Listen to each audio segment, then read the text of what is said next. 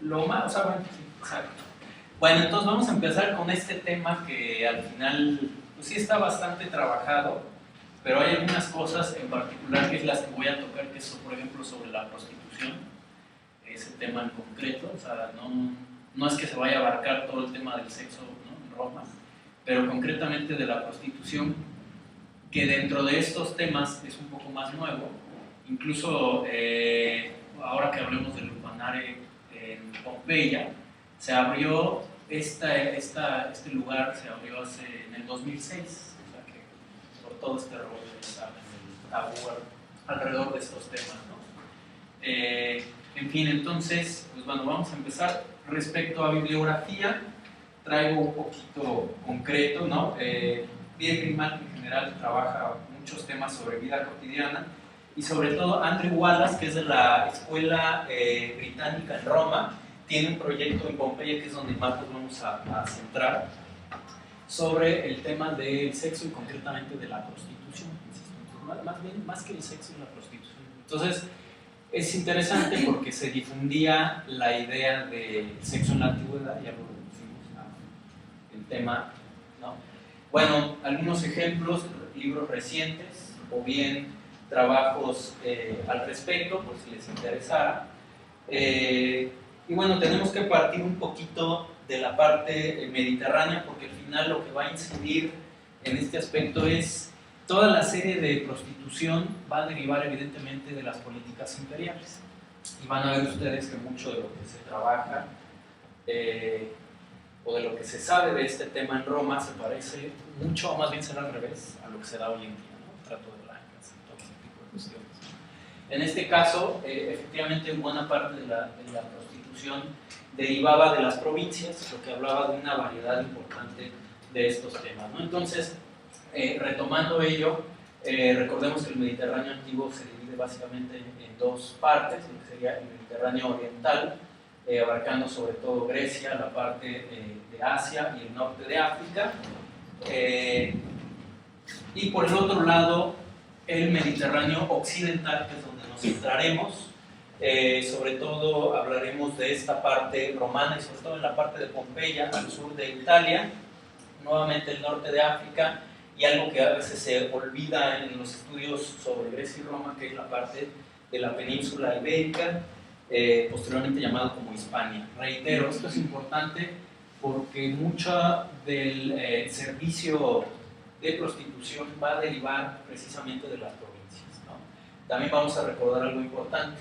Encontramos la ciudad de Ostia, que generalmente sirvió como puerto, parte del puerto, el proyecto que después desarrolló Simon Cave, derivado en un nombre llamado Portus, ¿no?, que es precisamente el puerto romano, donde ingresaba toda la serie de productos económicos, alimenticios, cerámica, obviamente personas también, por eso es importante decirlo, ¿no? Esta ciudad de Ostia, que la encontramos cercano a Roma, por ahí también ingresaban gladiadores, que van a tener una parte importante en el tema de la prostitución, y obviamente esclavas que evidentemente van a formar parte de esta prostitución. Vamos a ver que la prostitución era literalmente de todos colores y sabores, hombres que se vendían a hombres, a mujeres, mujeres que se vendían a mujeres y a hombres, y en la esfera política y sobre todo social, en todos los sentidos va a entrar, desde, obviamente ya saben quién va a estar controlando esto, prácticamente los patricios, y dentro de la gran variedad de patricios, ahorita vamos a recordar quiénes eran ellos, podría ser desde gente solamente adinerada, los proxenetas, que serán parte de ellos también, pero evidentemente los que controlaban hasta arriba, como sabemos hoy en día, eran los políticos más importantes. Entonces, por eso será importante mencionar todo esto. Vamos a tener prostitutas del norte de África, de la zona de Hispania, y además algo importante, sus procedencias, sus especialidades, porque involucra la especialización, la edad va a derivar también en el costo, ¿no? Si eres de África, pues vales tanto, si no, qué tanto te puedes vender, qué tan joven eres, tus capacidades de seducción e incluso tus especialidades, porque por efectos epigráficos, es decir, de escritura, sabemos incluso las especialidades, ¿no? Ya que las o los especialistas en sexo oral, etc.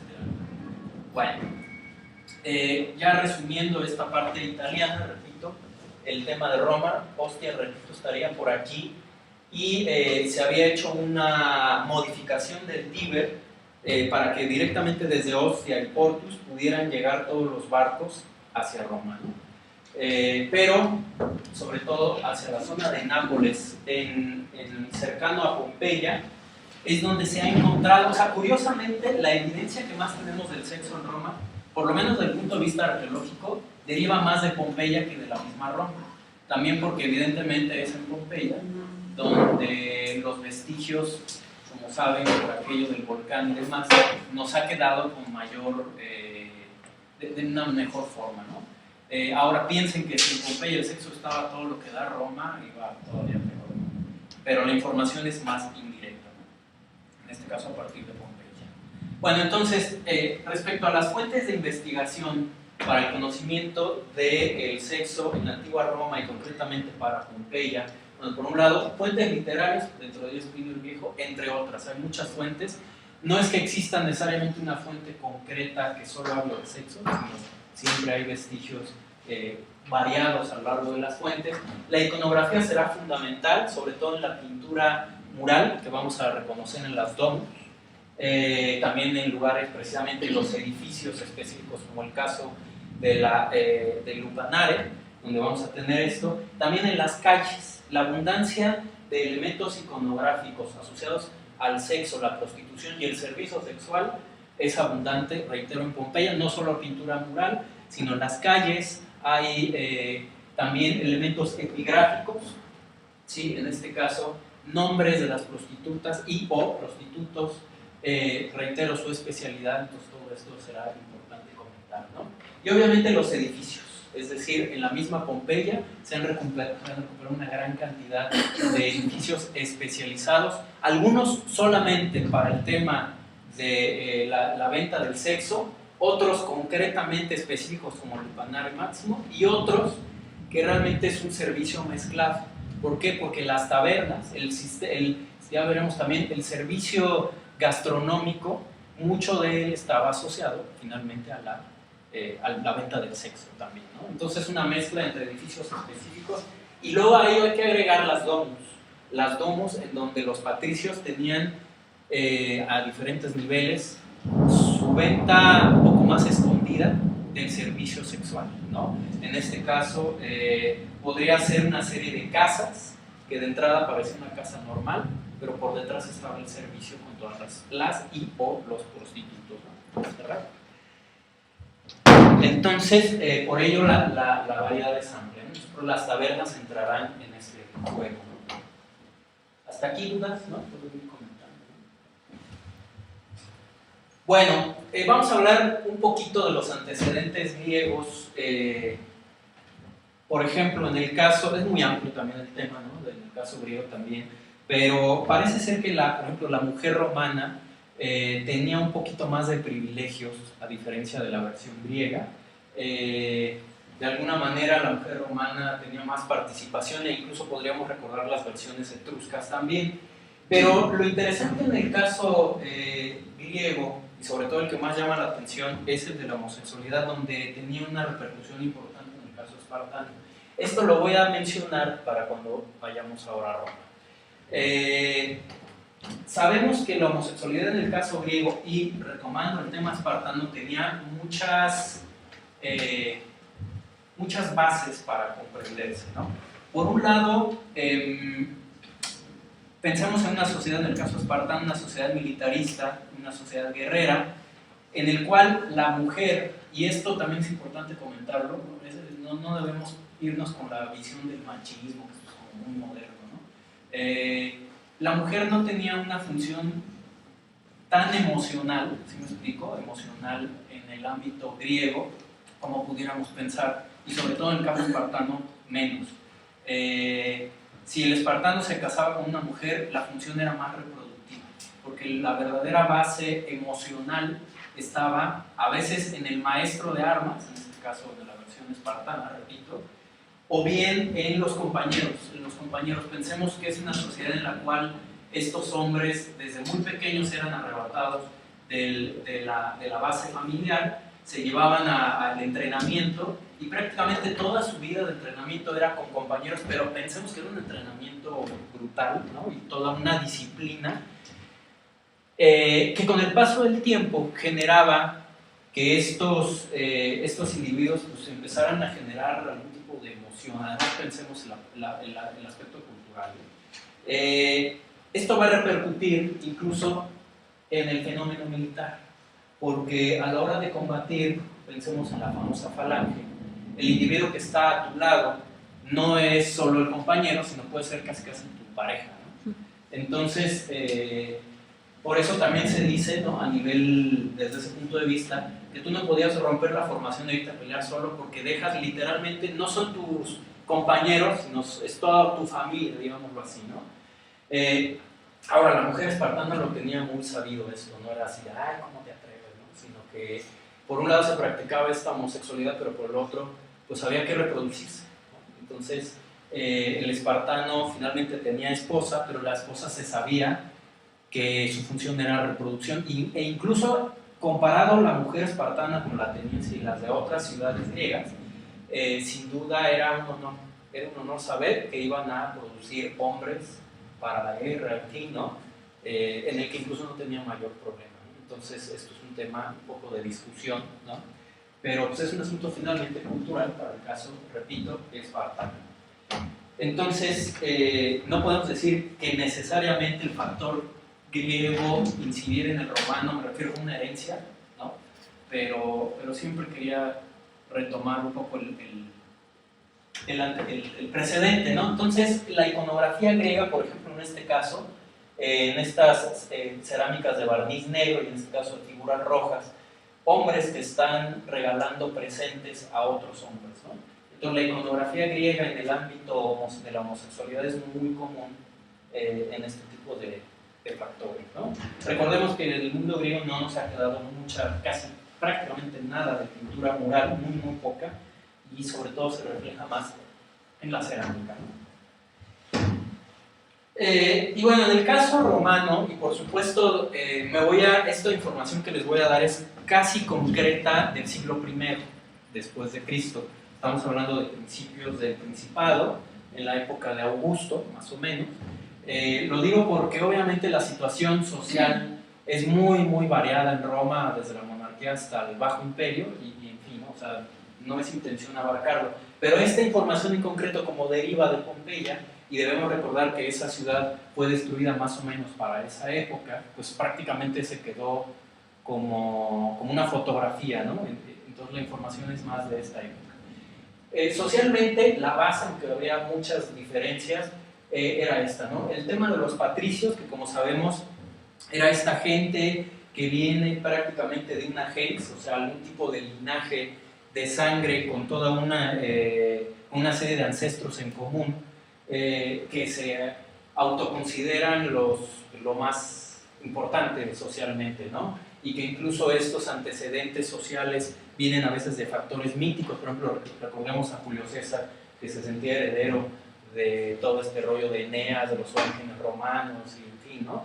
Entonces estos patricios, eso será importante porque ellos se van finalmente a sentir, bueno, además de herederos de todo este factor político, económico, a nivel matrimonial, que lo vamos a ver también, va a incidir de una forma muy importante. Los patricios tenían incluso la capacidad jurídica, ¿no? De si querían matar a su esposa, nomás porque sí. O sea, tenían prácticamente el poder para controlar a su familia y sobre todo a la mujer. No estoy hablando solo de asuntos machistas, reitero, no, es que soy un feminista, no. Sí. Es decir, esta capacidad del patricio de controlar familiarmente a su gente, matar, en fin, incluso a sus familiares si era necesario porque él quisiera, y después esto se iba a heredar en el momento en que el hijo tenía una nueva familia, él tenía capacidad de generar lo mismo, pero de alguna manera, adelante. Aquí no es la maestra Ceci, ¿verdad? No, abajo. Me dijeron que aquí arriba. De abajo al fondo. Ay, no. Bueno, por otro lado tenemos a los clientes que de alguna manera tenían una especie de convenio con los patricios, en el que, por ejemplo, los patricios les brindaban precisamente apoyo jurídico, les brindaban incluso a veces hasta su nombre, un poco el tema del prestigio, a cambio de una serie de servicios, ¿no? Una especie de sirviente, pero con una especie de convenio, ¿no? Vamos a decir así. Por supuesto, esto que les estoy comentando fue modificándose a lo largo del tiempo. Los plebeyos, ¿sí? Que esa gente sí finalmente era la base económica, como siempre pasó, por ejemplo en el caso griego también, los ilotas, todos estos campesinos que era la base económica, si bien eran libres, pues estaban prácticamente sometidos a la base de los patricios. Y finalmente los esclavos, que evidentemente el tema de los esclavos nos remite a gente procedente, básicamente procedente de las guerras. Eso va a ser importante porque precisamente la mayoría de las prostitutas, en ocasiones también los prostitutos, que el caso, vamos a decir, masculino casi siempre acabarían en la gladiatura, pero coincide que a veces los gladiadores tenían como doble chamba, ¿no? O sea, a veces podían vender sus servicios sexuales también. O sea, alguna mujer patricia le interesaba, ¿no? ¿no? Me gustó el gladiador que vi, pues podía contratarlo, ¿no? Pero en realidad el tema de los esclavos va a ser finalmente quien esté en este factor. Por lo tanto, autores como Wallace creen que esto que estamos viendo ahora del trata de blancas y demás no es tan nuevo. O sea, al final podría haber sido algo parecido. Estas esclavas, reitero, procedentes de las guerras y de las diversas provincias, es probable que tuvieran un trato parecido, en el que tanto proxenetas como los mismos patricios iban a coordinar cuánto cobraban, en fin, todo lo que ya sabemos. Ahora es interesante porque se va a generar un negocio de tal manera que, pues por ejemplo, una prostituta evidentemente cobraba más que un obrero, ¿no? Entonces el negocio además se pagaba en efectivo, por lo tanto, o sea, era un negocio rápido, en el que sin duda alguna pues era el negocio de Pompeya, en este caso obviamente el negocio de Roma y el negocio de los políticos. No creo que no es nada raro. Bueno, repetí el caso del matrimonio, ¿no? Aquí vemos una escultura romana, la que precisamente se representa un matrimonio. Parte de estos matrimonios, incluso había toda una ceremonia, una base simbólica, pero simbólica desde el punto de vista religioso, para generar este tipo de matrimonios, pero realmente, sobre todo en la escala patricia, era una serie de pactos sociales, políticos y económicos, en el que una vez más la mujer romana, pues de alguna manera no tenía tanta participación emocional. Si bien tenía más libertad que la mujer griega, por ejemplo en el tema gastronómico, la mujer podía participar en las comidas con los hombres. Suena muy raro, pero así es. Pero por ejemplo en el caso griego no. En el caso griego la mujer generalmente primero comían los hombres en un espacio y la mujer en otro, ¿no? En el caso etrusco, que ahí sí vemos un poco más lo intermedio, vemos las representaciones de la mujer con el hombre sentadas en los clines, lo que nos habla de esta participación. Pero en el caso de la mujer romana, participaba y todo, pero en el fondo, estos matrimonios eran más sociales que políticos. Eso implicaba, y como siempre, también una vez más, el hombre podía participar y contratar los servicios sexuales de cualquier tipo de prostitución sin problemas. De alguna manera no era tan mal visto, pero la mujer sí, y sobre todo si era patricia peor. Entonces casi siempre el servicio de prostitución de hombre hacia mujer, y obviamente quien podía pagarlo, porque por eso vimos evidentemente los niveles sociales, había de todo tipo de sexo, desde el sexo más sencillo, más rápido y más barato, hasta el sexo más hecho, ¿no? En el que las mujeres patricias lo pagaban, pero obviamente escondidas. Y dentro de esos pagos podría ser el de los gladiadores, ¿no? O sea, como que esos héroes, ¿no? Se imagina hoy, como si en el fútbol, ¿no? Se pudiera contratar a estos cuates, ¿no? Para poder llevar estos servicios, ¿no? Bueno, entonces en Pompeya se han encontrado cerca de 41 prostíbulos, o sea, edificios específicos para, ¿no? En el cual eras, ya los vamos a ver, más de 100 tabernas, algunas de las cuales, ¿no? Muchas de las cuales, ahorita las vamos a ver, tenían una relación de servicio sexual, otras no. Lo que pasa es que va por niveles sociales, las tabernas van, lo vamos a ver en un momento, van más desde aquellas en donde nada más pides de comer en una barra y ya te vas, y otras donde hay arriba, ¿no? Hay cuartos donde ya puedes quedar e incluso ya tienes el servicio sexual, y los más caros, por ejemplo, estarían, les llamaban el stablum, ¿no? Y ahora verán por qué, ¿no? El stablum, de ahí viene nuestra palabra de establecimiento, porque los más caros tenían establos, o sea, ahora sí que ballet parking, ¿no? Tenían establos donde, pues, obviamente, los patricios, los equites, recordemos que los equites, o sea, dentro de los patricios estaba gente que podía comprar caballos, mantenerlo, y por lo tanto se le llamaban los equites, ¿no? Y estos cuates pues llegaban a las tabernas donde pudieran dejar su caballo, y obviamente también había este otro servicio, y de ahí se llamaba el stablum, ¿no? Y de ahí vienen nuestros términos de establecimiento. Y finalmente el lupanare, o sea, tenemos los prostíbulos, pero dentro de ellos el principal era el lupanare máximo, que viene de un término que significaría la madriguera de lobas. Como saben, esta historia de Rómulo y Remo, que también es esta parte mítica, en la que ya conocemos la historia de que Rómulo y Remo fueron amamantados por una loba, ¿no? O sea, esta historia larga de que supuestamente Eneas funda la famosa dinastía de Alba Longa, ¿no? La dinastía albana, que a veces es un poco discrepante en cuanto a estas bases de esa... ¿Tocaron? No. De esa dinastía albana surgen Rómulo y Remo, ¿no? Pero recordemos que un individuo toma el poder de la dinastía albana, entonces tienen que hacer que los jóvenes, los pequeños Rómulo y Remo salgan huyendo, pues los van a matar, los avientan al Tíber, y exactamente donde después fundarán Roma, es ahí donde una loba, ¿no? O bueno, una loba los recoge, los amamanta, después un campesino, y en teoría hay quien dice que esa loba en realidad era una prostituta. Entonces de ahí nos vienen estos términos de, ya saben, zorra, loba, etcétera, ¿no? Por este factor, ¿no? De lupa, ¿no? Lupanare máximo, madriguera de lobas, ¿no? ¿Cómo pasan los años, ¿verdad? Siguen pasando estas cosas. Bueno, en fin, dudas hasta aquí, comentarios. Yo más como clase, como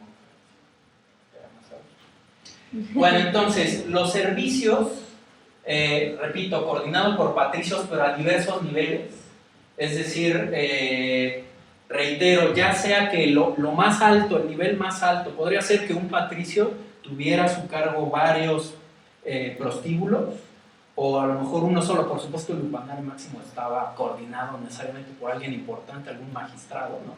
De Pompeya y más arriba.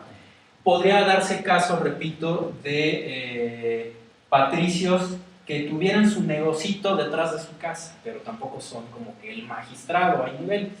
Entonces, repito, había hombres que se vendían a hombres, a mujeres, mujeres a hombres y mujeres a mujeres, ¿no? A diversos niveles, ¿no? En el caso de la gladiatura, como ya dije, el caso de los gladiadores, que en ocasiones eran contratados, repito, por las mujeres patricias para estos efectos. Otro lugar, se me olvida, que no lo agregué en la presentación, pero otro lugar donde también se daba parte de este servicio sexual y prostitución era en los baños, ¿no? Los famosos termas romanas, que sin duda fue un desarrollo, una invención muy romana, que ya tenía antecedentes griegos. También ahí se llevaba a cabo estos servicios. Incluso se han encontrado en Pompeya, en las termas de Pompeya, se han encontrado los vestidores, pero donde además hay una clara alusión a asuntos sexuales, porque están llenos de pinturas murales con posiciones y demás. Pero ¿qué tenía que ver? O sea, ¿qué tiene que ver? ¿Cómo les diré? ¿Qué tiene que ver eso en unas termas? Pues obviamente ahí es que había algún tipo de servicio, ¿no? Porque Wallace plantea tres aspectos como indicador arqueológico para determinar que efectivamente se vendían servicios sexuales. Por un lado, repito, la epigrafía. O sea, muchos de estos lugares que les comento tienen una amplia alusión a asuntos sexuales, nombres de mujeres, sus apodos, porque tenían sus apodos, y repito, sus especialidades, por un lado. Por el otro, la iconografía, pintura mural dispersa, asociada a temas sexuales, y finalmente hay espacios, lo que parece ser como una especie de cuartos, pero que no es como el cuarto cómodo, o sea, ya sabes, casi cuarto con baño y todo, ¿no? Sino es un cuartito con una cama, que además eran de piedra, ahorita los vamos a ver, y a veces les ponían como una especie de colchones, pero además varios, no es uno sino son muchos dispersos, además todos estructurados en esos lugares donde está lleno de iconografía sexual. Es obvio que era un burdel, o un prostíbulo o algo así. Bueno, vamos al tema de los negocios de hostelería y estas tabernas de Pompeya, ¿no? Esto algunas veces lo he presentado, bueno, de gastronomía lo presenté. Los taberneros, que repito, al final también coordinaban estos aspectos, ¿no? Pues servían vino, alimentos, pero había varios tipos de taberna, y entonces por lo tanto varios tipos de servicios sexuales. Entonces, bueno, el caso de Pompeya es interesante también por lo siguiente. Hasta hace poco se pensaba que Pompeya en el año 79 había sido destruida así nada más, pero en realidad ya había tenido algunas otras erupciones, quizá más tranquilas, pero sí con unos sismos importantes que destruyeron parcialmente la ciudad. El que nosotros conocemos es como que la versión final de la ciudad, pero ya se habían dado versiones previas. Sabemos de ello porque los vestigios arqueológicos de Pompeya, por ejemplo, se han encontrado vigas y aspectos arquitectónicos que parece ser que estaban en proceso de producción, pero nunca se utilizaron. A lo que voy es que el momento en que Pompeya se destruye, su población estaba duplicada. ¿Por qué? No era la población común, sino en realidad se había contratado a una gran cantidad de gente para restaurar. Entonces, en el momento en que empezó la erupción, estaba en proceso de restauración la ciudad. Había, ya saben, carpinteros, escultores y demás. Entonces, los investigadores, al empezar a excavar y hacer el análisis de material, encontraron que muchos de esos materiales, hagan de cuenta, hicieron una viga nueva y le iban a poner, ¡pum!, se viene la erupción y ahí se quedó la viga, por ejemplo, ¿no? Eso también nos habla de que los servicios de la ciudad, evidentemente, se duplicaron. Los servicios gastronómicos y obviamente los servicios sexuales. O sea, que estamos hablando de un momento, de una dinámica muy importante de esta ciudad. O sea, una ciudad estaba en ebullición social, y bueno, por lo tanto, esto de las tabernas y la cantidad de tabernas que había era importante. Bueno, para esto, antes de entrar al tema de Pompeya, les recuerdo otro aspecto. Más o menos a finales del siglo XVIII se llevaron a cabo las excavaciones de Pompeya y Herculano, poco antes, poco después. Algunos de los reyes italianos y españoles, bueno, de europeos en general, habían participado económicamente en el desarrollo de estas excavaciones por el asunto político, ya saben, con efectos políticos de manejar estas excavaciones, pero se dice que en una de las primeras se encontró esto: un personaje, un pan, teniendo relaciones con una cabra, e inmediatamente lo que hicieron fue cancelar las excavaciones. Dijeron, cierren ahí, porque esto no nos conviene. Al final se empezaron a sacar muchos materiales: lucernas, esculturas, cerámica, epigrafía, pintura mural, en fin. Mucho de ese material acabó ¿en dónde? En lo que hoy en día es el Museo Nacional o el Museo Arqueológico Nacional de Nápoles. En general, muchos de los materiales que salen de Pompeya llegan ahí, pero durante mucho tiempo hubo una cosa que se llamó el gabinete secreto, que además en México tuvimos nuestra versión, se les cuento. Pero estaba el gabinete secreto, que era precisamente todos los materiales asociados a sexualidad, los tenían cerrados, e incluso en el lupanar todas las pinturas las tenían tapadas, ¿no? Hasta hace poco, 2006, imagínate tú, 2006, se vino a abrir esa parte de Pompeya y el gabinete secreto. Así que si un día van a Nápoles, habrá que ir al gabinete secreto, donde están todos estos materiales, ¿no? Les iba a contar, esto es un pie de página, que en México tuvimos nuestra versión. Cuando estaba el viejo Museo Nacional en la calle de Moneda, en lugar de que fuera romano, eran colecciones huastecas con cultos al falo, en fin, ¿no? Y también le llamaban el Salón Secreto, pareciera que estaban copiando lo de Nápoles. Y también durante mucho tiempo se mantuvo cerrado. Incluso, no sé si fue Castillo Ledón o uno de los primeros directores del museo, hizo un pequeño catálogo de ese Salón Secreto, que hoy en día es como una chuchería bibliográfica, ¿no? Que luego convendría tener. Se tiene ahí el catálogo, y ya se vino a abrir mucho tiempo después, hasta que el Museo de Antropología y que conocemos hoy en día, ¿no? Pero que quede claro que en varias partes del mundo se genera este tipo de detalles del tabú sexual, ¿no? Ahora, al contrario, está muy de moda entre los alumnos hacer sus tesis sobre el sexo en la antigüedad y todo eso, ¿no? Pero bueno, aquí tienen un ejemplo de este tipo de tabernas de Pompeya, ¿no? Esta sería una de las intermedias, en el cual aquí se colocaban los alimentos. Aquí tienen una parte de una pintura mural representando los lares, los pequeños dioses del hogar. Por acá atrás saldría el tabernero. Y bueno, generalmente esta taberna concretamente era para comer varado, así como en barra, ¿no? Digamos, como barra o gabinete. Barra, ¿no? Había barra, ¿no? Esos son los tipos de locales, los de consumo a pie, como el que acabo de mostrar, los de consumo con mesa, o sea, que te podías sentar ya en una mesa, y los de triclinio, porque también, si alguien tenía la posibilidad de tener ciertos recursos, por eso repito, hay varios niveles. A lo mejor alguien que tenía dinero, pero no tenía el negocio de las prostitutas, a lo mejor contrataba uno con triclinio, es decir, una especie de salón, es como si contratas tu salón de fiestas, en pocas palabras, pero incluía todos los servicios. Entonces trataban de hacer todo ahorita se los voy a mostrar, trataban de hacer toda la comilona y demás, pero incluyendo el servicio sexual, ¿no? Entonces más o menos sería por ahí. Entonces la taberna binaria, que era para la venta de vinos, pues prácticamente nada más en vino, ¿no? Estos otros, que era donde servían agua caliente, sobre todo en tiempos de frío. Y aquí, en este otro, aquí sí entraría el servicio social, el servicio sexual, que es el de los popinarios, también le llamaban. En este otro, donde ya te podías alojar y había el servicio, evidentemente no, porque eran los vendedores de comida ambulante, que era lo más sencillo, y era donde podían realmente comer solo la gente más pobre, porque también recordemos que socialmente los plebeyos vivían en las ínsulas.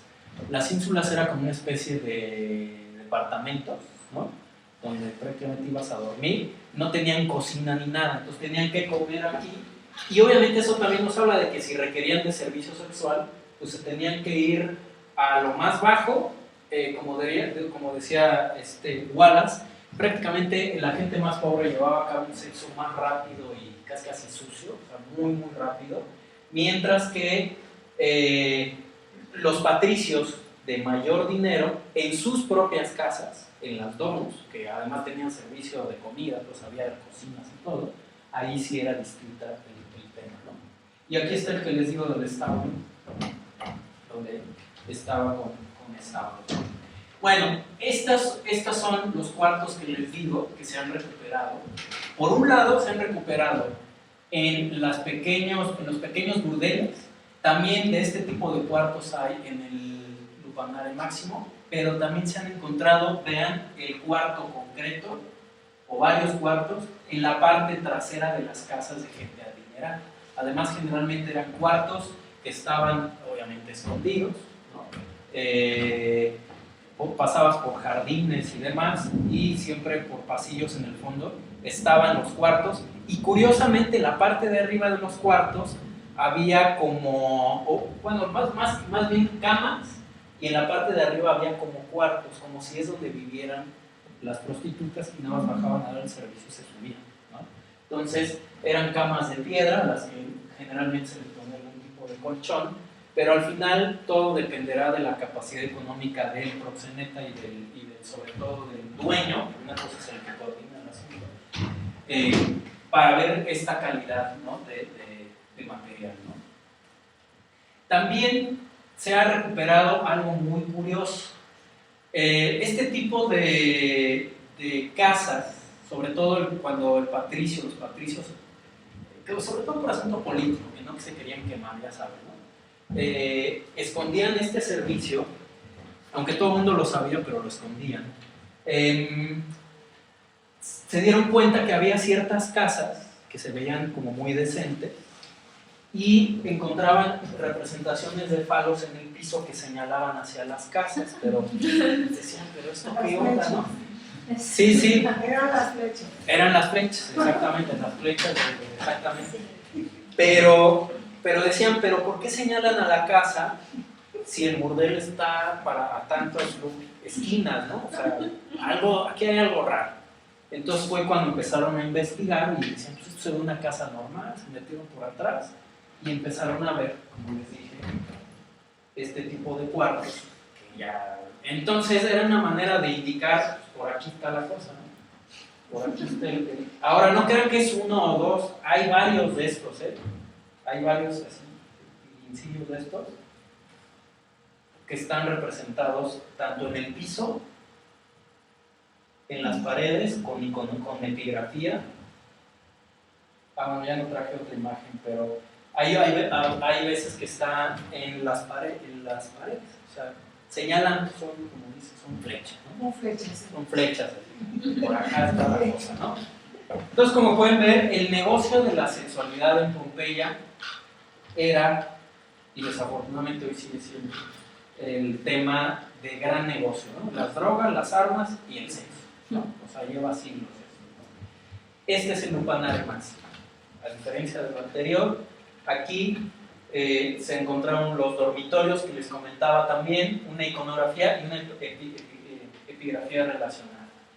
Vean cómo la representación de esta pintura mural, generalmente arriba de cada cuarto, aquí hay otro, acá hay otro, o sea, es un pasillo con cuartos, y obviamente aquí pues una cortinita y está bien, sencillito. Y en teoría, esto lo que buscaba era servicios, venta, ¿no? Vender el servicio, en pocas palabras es persuadir al cliente, pues mira, aquí está la cosa, y además se piensa, a ver, eso es hipotético, que aquí se representa la especialidad de cada prostituta. Entonces tú ves, mira, esta tal, ya no soy grande, ¿no? Esta tal, pues este es como para mí, ¿no? Así, ¿no? Y es como se llevaba a cabo, ¿no? Entonces, como les decía, las prostitutas tenían nombres específicos, incluso había una fiesta que se llamaba, si no me recuerdo, la fiesta floral, en la que deriva de una prostituta que tuvo como que su cumpleaños y se hizo famoso porque invitó a muchas prostitutas y al celebrarlo en las calles iban así como, ya sabrán, ¿no? Así como Dios las trajo al mundo y la fiesta, y obviamente todos los hombres se acercaban. Entonces se hizo como una especie de tradición y un ritual que se hacía cada cierto tiempo, ¿no? Le llamaban algo así como de los florales. Como les digo, ganaban más que los obreros y más que los prostitutos. O sea, le iba mejor a una mujer que a un hombre en este tema de servicio, ¿no? Bueno, ya acabamos de comentar que son los patricios. Aquí tienen la representación posiblemente de un patricio esta es una escultura de época republicana, con dos cabezas que representan los ancestros, ¿no? Es como esta idea de linaje y todo esto. Pero bueno, entonces se han recuperado pintura mural con posiciones muy claras, y además si se están dando cuenta, a ver, ¿qué me pueden decir lo que se están dando cuenta? Que es el trenecito, ¿cómo? Están haciendo, porque obviamente parece, exacto, existía eso ya existía. Esto del intercambio de parejas ya se daba en Roma, pero sobre todo en las esferas más altas.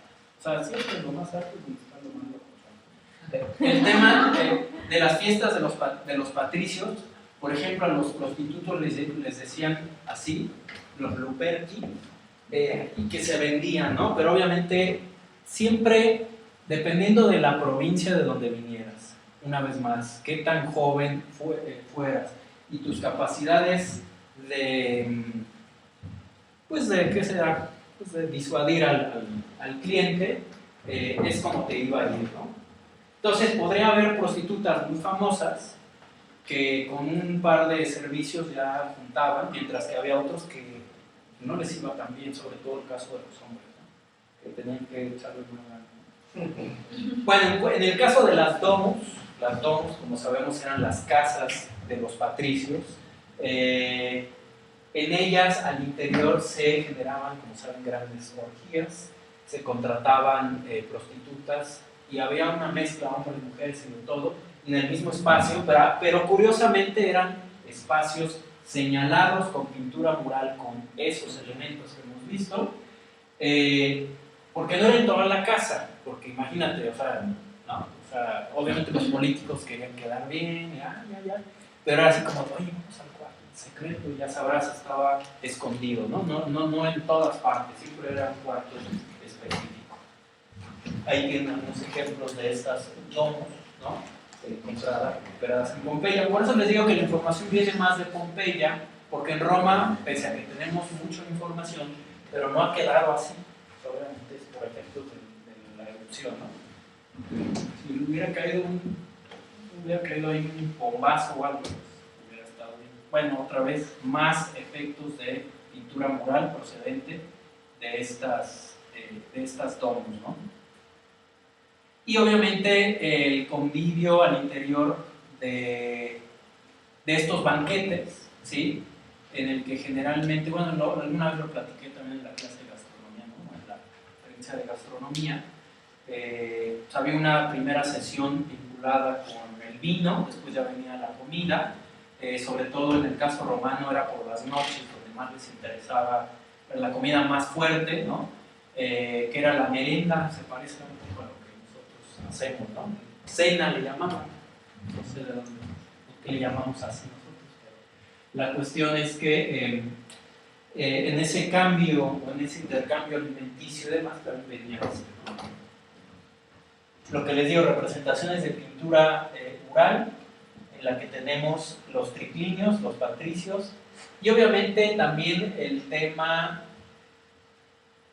ahí está lo que les digo, ¿no? Acuérdense que se podía contratar un salón como de fiestas para hacer algo parecido. O sea, si tú no tenías tu casa para hacer una fiesta, pues a lo mejor contratabas un salón y ahí generabas todo esto, ¿no? Bueno, pues ya nada más para terminar, el caso iconográfico de esta cerámica es la cerámica Terra Sigillata, que es una cerámica precisamente es una cerámica de indicador del siglo I, de la época de Augusto, en la que generalmente vemos, pues es un tipo de cerámica de barniz rojo, decorada a base de sello, y en este caso de una escena sexual, ¿no?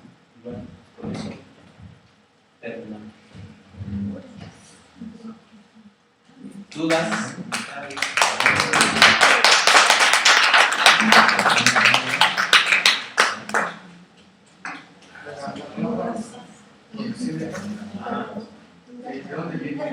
No estoy muy seguro si también va a ser hasta griego. Pero lo que saben. Pero lo que sí es que a la fecha se les sigue llamando así. De hecho, son los que ¿cómo se dice? Reclutan, contratan, organizan. Y pensaríamos que ellos serían clientes a decir, no clientes de servicio.